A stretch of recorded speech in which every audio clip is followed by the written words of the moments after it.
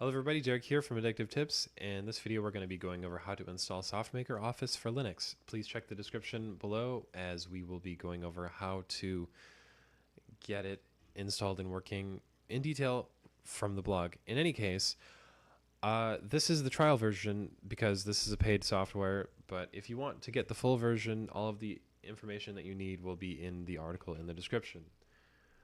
Anyway, to get it, go to this website here in the URL. It's just softmaker.com. Click the free trial download button, and it will take you to the download area. If you click the arrow next to download, you can see that there's a tar.gz package. This is for people who do not use Debian or Ubuntu or Fedora or OpenSUSE. But if you use any of the operating systems I just mentioned, click on the deb download or the RPM download. I am using 64-bit Debian stable, so I'm going to click this button here.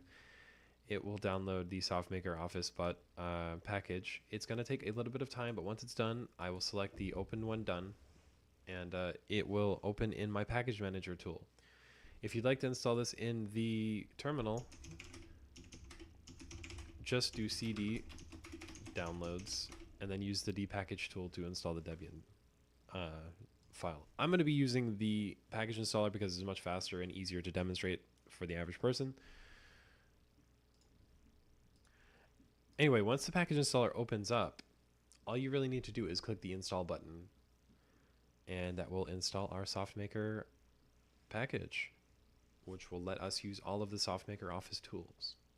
When the installation has finished, you can just close the package tool and go in and look for Softmaker. And we see presentations 2018. Pretty much just go to Office. And we can start off with Plan Maker. Now this is, it says the version will expire in 10 days. So just click the continue button and we have full access to all of the software.